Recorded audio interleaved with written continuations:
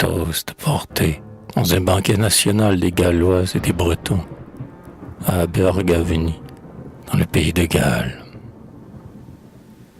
Quand ils se rencontraient sur la vague ou la grève, un souvenir vivant d'un antique départ, nos pères se montraient les deux moitiés d'un glaive, dont chacun d'eux gardait la symbolique part. Frère, se disait-il, reconnais-tu la lame? Est-ce bien là l'éclair, l'eau, la trempe et le fil, et l'acier qu'a fondu le même jet de flamme? Fibre à fibre se rejoint-il. Et nous vous disions, ô fils de même plage, nous sommes un tronçon de ce glaive vainqueur. Regardez-nous aux yeux, aux cheveux, au visage. Nous reconnaissez-vous à la trempe du cœur? N'est-ce pas cet œil bleu comme la mer profonde qui brise entre nos capes sur des écueils pareils, où notre ciel brumeux réfléchit dans son onde plus de foudre que de soleil? Le vent ne fait-il pas battre sur vos épaules, au branle de vos pas ces forêts de cheveux, crinière au nez doré du vieux lion des Gaules, où le soleil sanglant fait ondoyer ses feux? Ne résonne-t-il pas au souffle des tempêtes, comme ce crin épars par les lances portées, étendard naturel que font flotter nos têtes sur les clans de la liberté? Tenez-vous robustement quand la paume vous serre, ce langage muet n'est-il pas un serment qui jure l'amitié, l'alliance ou la guerre, que nul revers ne lasse et nul jour ne dément?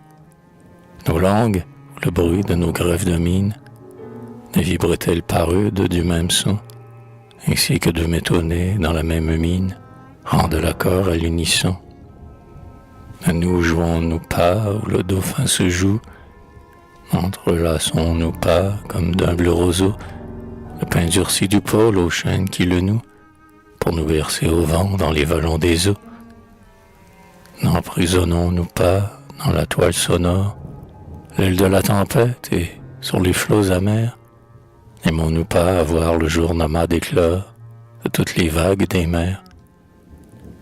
Le Corsi au crin noir, trône vivant des braves, ne nous nomine-t-il pas dans ses hennissements? Nos bardes n'ont-ils pas des chants tristes et graves, des harpes de Morvan vieux retentissements? N'en composent-ils pas les cordes les plus douces, avec les fleurs de l'homme et le sang des héros? Le vent plaintif du nord qui siffle sur les mousses, le chien qui hurle au bord des flots, le poli de l'acier, l'éclair de l'arme nue, ne caresse-t-il pas nos mains et nos regards? Est-il un horizon plus doux à notre vue qu'un soleil de combat sur des épis de dard? Le passé dans nos cœurs n'a-t-il pas des racines qu'on ne peut extirper ni secouer du sol? Et ne restons-nous pas rochers sous les ruines quand la poussière a pris son vol? Connaissons-nous donc, ô fils des mêmes pères, le sang de nos aïeux là-haut nous avouera que l'hydromel natal écume dans nos vers, et poussons dans le ciel trois sublimes hurrahs. Hurrah pour l'Angleterre et ses falaises blanches, hurrah pour la Bretagne aux côtes des granites, hurrah pour le Seigneur qui rassemble les branches au tronc d'où tomba le vieux nid. Que ces cris fraternels grondent sur nos montagnes, comme l'écho joyeux d'un tonnerre de paix, que l'océan le roule entre les deux Bretagnes, que le vaisseau l'entende entre ses flancs épais, et qu'il fasse tomber dans la mer qui nous baigne, avec l'orgueil jaloux de nos deux pavillons, l'aigle engraissé de mort, dont le bec encore saigne, de la chair de nos bataillons. L'esprit des temps rejoint ce que la mer sépare. Le titre de famille est écrit en tout lieu. L'homme n'est plus français, anglais, romain, barbare. Il est concitoyen de l'empire de Dieu. Les murs des nations s'écroulent en poussière. Les langues de Babel retrouvent l'unité. L'Évangile refait avec toutes ses pierres le temple de l'humanité. Réjouissons-nous donc dans le jour qu'il nous prête. L'aube des jours nouveaux fait poindre ses rayons. Vous serez dans les temps, mont à la verte crête, un signe de paix entre les nations. Sous nos pas cadencés faisons sonner la terre.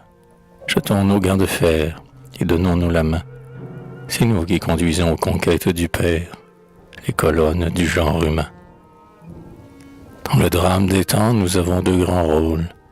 À nous les champs d'argile, à vous les champs amers. Pour répandre de Dieu la semence aux deux pôles, creusons-nous deux sillons sur la terre et les mers.